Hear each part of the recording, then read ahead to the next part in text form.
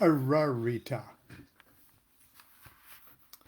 It sounds sort of like a exotic name of some kind. Ararita, for those of you who are uh, practicing ceremonial magicians, you know that in the hexagram ritual, you draw your different hexagrams in the quarters, and you seal off that hexagram with the word Ararita.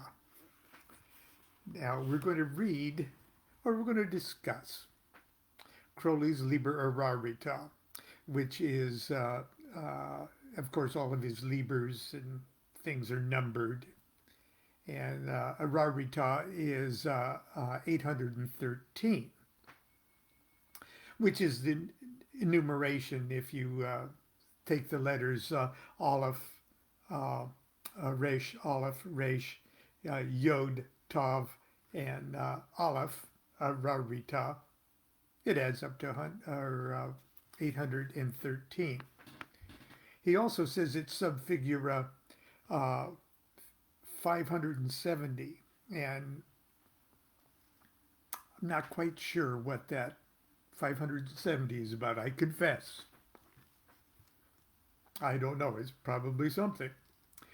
Uh, but anyway, the word Ararita is notericon for a mantra of unity, a classic Kabbalistic Hebrew sentence that translates one is his beginning, one is his individuality, his permutation is one. So it's like a ultimate unity kind of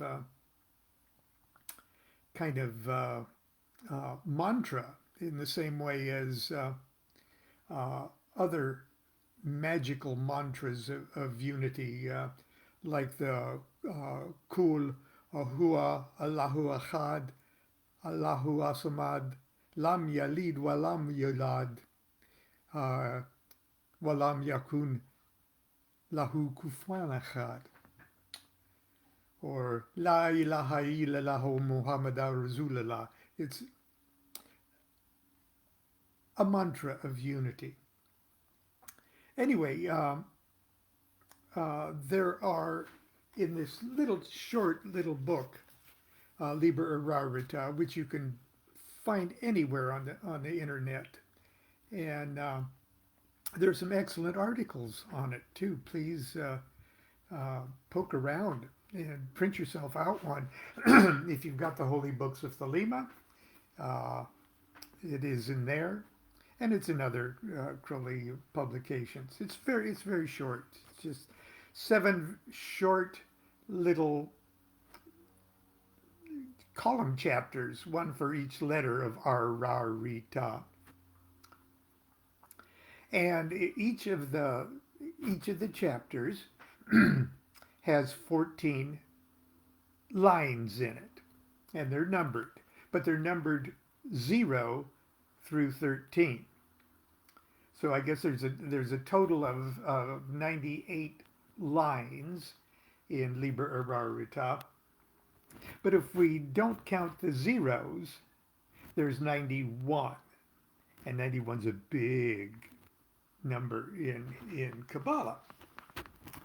91. Well, you know how every prayer ends with Amen. Well, Amen is 91. But 91 is a couple of other things that deal with this unity thing. The big unity word in Hebrew is achad, just like in walam yakun lahu kufwan achad, kul hua Allahu achad. Okay, one. God is one. And so the Hebrew letter, or the Hebrew word for akkad, or one of the words for one in Hebrew, is achad. And achad uh, is 13. And 13, 1 plus 2 plus 3 plus 4 plus 5 up to 13 is 91. It's the mystic number of, or the magic number of 13. Also, it's the mystic number of Kether itself. Kether, number 1, as Achad. So 91 is really, and not only that, but 91 is the number of the word Malka. And Malka is the daughter, the virgin daughter, Kore, Persephone. Okay. If we're looking at a tree of life here, Kether is number 1, and the daughter is number 10, Malkuth. So 91 contains the whole ball of wax. It's the ultimate Achad. So Liber Ararita is this expanded meditation on phases of drawing yourself to unity. Now, here's what Crowley says about Liber Ararita before we get into it, because this is going to take a couple days, okay? Get a cup of coffee. Okay, Liber 8:13, Ararita, subfigura 570. This book is an account of the hexagram and the method of reducing it to the unity and beyond. This book describes in magical language a very secret process of initiation. These are all quotes from Crowley, okay, from different places. This book describes in magical language a very secret process of initiation. Ararita, a name of God, which is a notericon of the sentence, one is his beginning, one is his individuality, his permutation is one. The use of this name and formula is to equate and identify every idea with its opposite. I'm going to repeat that. The use of this name and formula is to equate and identify every idea with its opposite, thus being released from the obsession of thinking any one of them as true, and therefore binding. One can withdraw oneself from the whole sphere of the Ruach, or the intellect, or the monkey mind. So we've talked before on these morning talks about the supernal triad on the tree of life, 1, 2, and 3, is above duality. You can't drag duality there. And any idea that we can grasp with our meat brains here and say, well, that's true and that's not true, or this is true and that's true. Any idea that we're still bound to the meat brain idea that it's true or not is still hanging on to that duality. So the meditations and such to unfold to that across the abyss consciousness means the destruction or the dissolution of duality. So, once again, the formula is to equate and identify every idea with its opposite, thus being released from the obsession of thinking any one of them is true and therefore binding. One can withdraw oneself from the whole sphere of the Ruach. Contrast each verse from chapter 1 with the corresponding verse from chapter 2 for the first of these methods. And that's what we're going to do today. We'll continue on to do things a little later, or tomorrow or the next day. But right now, we're going to look at Liber Ararita and the first and the second, because they will contrast each other. So the first is the upright idea. And here is chapter 1, Aleph, starting with 0. Now you'll notice that we start with 0, and then they'll be numbered 1, 2, 3, 4, 5, 6, 7, 8, 9, 10, and then there's 11, 12, 13. But the 1 through 10 will be coming down the tree of life. So if you've got a little tree of life chart going, that's what we're doing. Okay. 0. O my God, 1 is thy beginning, 1 is thy spirit, and thy permutation is 1. Okay, that's the mantra of unity. 1. Let me extol thy perfections before men. In the image of a sixfold star that flameth across the vault inane, let me reveal thy perfections. 3. Thou hast appeared to me as an ancient God, a venerable God, the Lord of time, bearing a sharp sickle. So that's number 3, okay? And 3 on a tree of life is Binah, and Binah is the sphere of Saturn, and Saturn is an aged god, a venerable god, a lord of time, bearing a sharp sickle.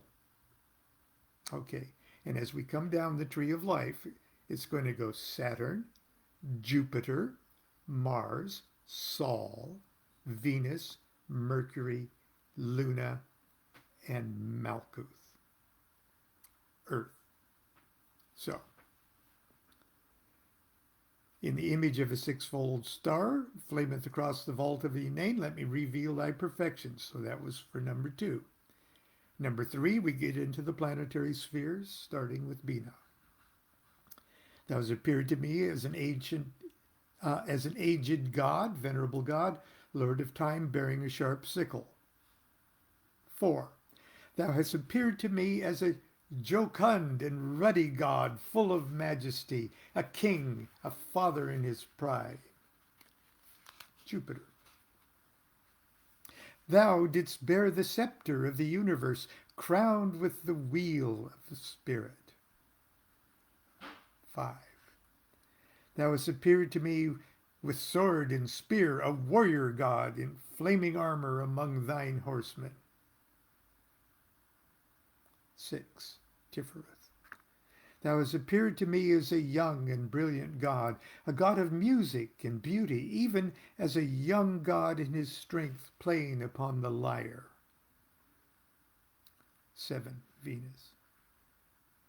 Thou hast appeared to me as the white foam of ocean, gathered into limbs whiter than the foam, the limbs of a miracle woman, as a goddess of extreme love, bearing the girdle of gold. 8. Sphere of Mercury.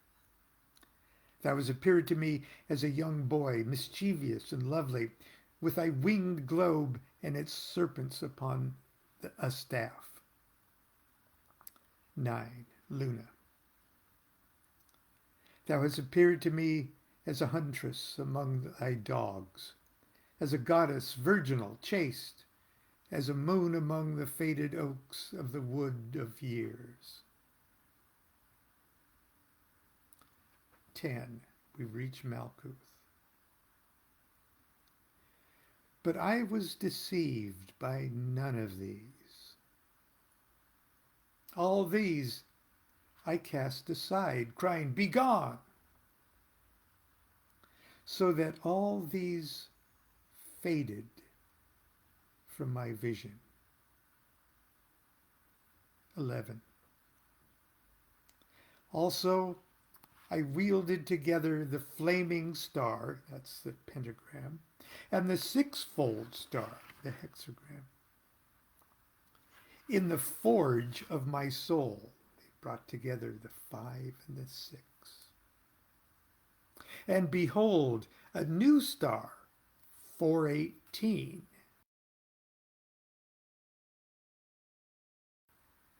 Now, 418 is the numeration for the word abrahadabra. And abrahadabra is the word that unites the 5 and 6. It's the Shazam magic word that describes, that sparks the union of the macrocosm and the microcosm. It's a true magic word.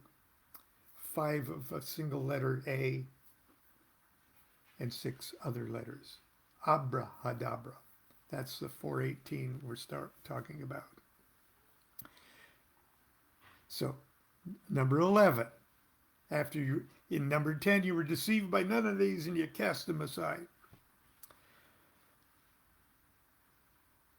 And in number 11, you wielded together the pentagram and the hexagram in the forge of your soul.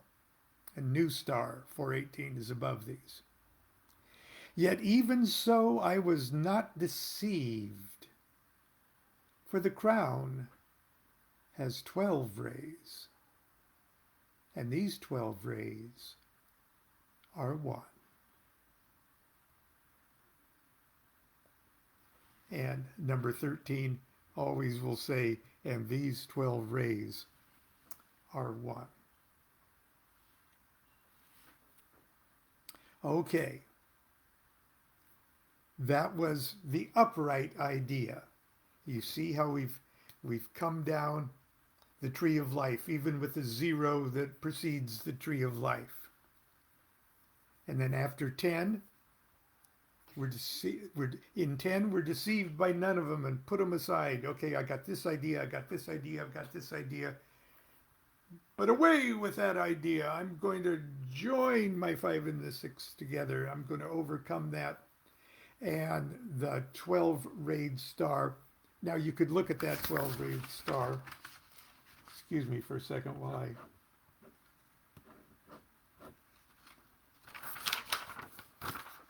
This isn't the only way to look at it. But see that hexagram? Okay. There's our 7 things. It's got the sun in the center and the 6 planetary spheres around it. Okay, but there's 6 rays going outward. 6 rays pointing outward. But there's also 6 rays pointing inward.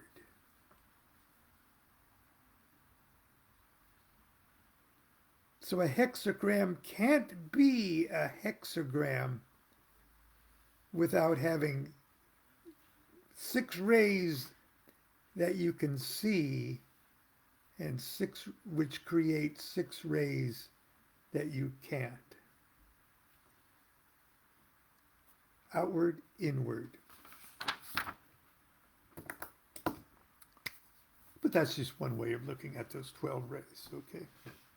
Okay, so here's what I'm going to do today, and we won't take this much time in upcoming days, but I want to show you that in verse number 2, the R, the first R in Ararita, the opposite.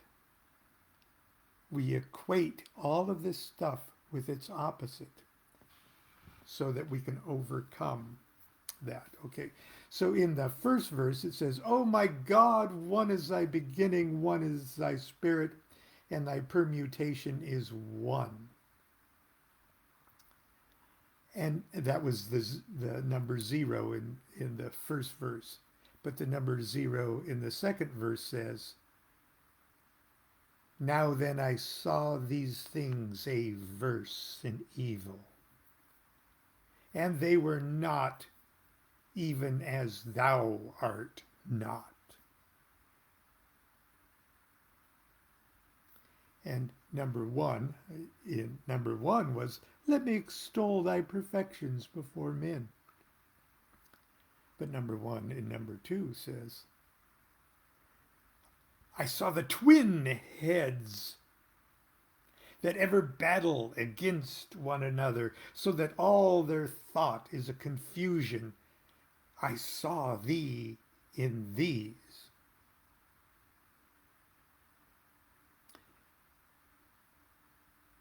Number two, in number one, said, in the image of the sixfold star that flameth across the vault of the inane, let me reveal thy perfections. But number two, in number two, is, I saw the darkeners of wisdom, like black apes chattering vile nonsense. I saw thee in these.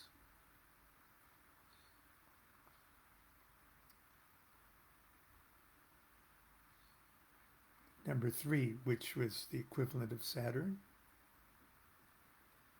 Up here in the first one, it said, thou appeared to me as an aged god, a venerable god, lord of time, bearer of the sickle. Number three and number two. I saw the devouring mothers of hell that eat up their children. Also a quality of Saturn, see? O ye that are without understanding, I saw thee in these.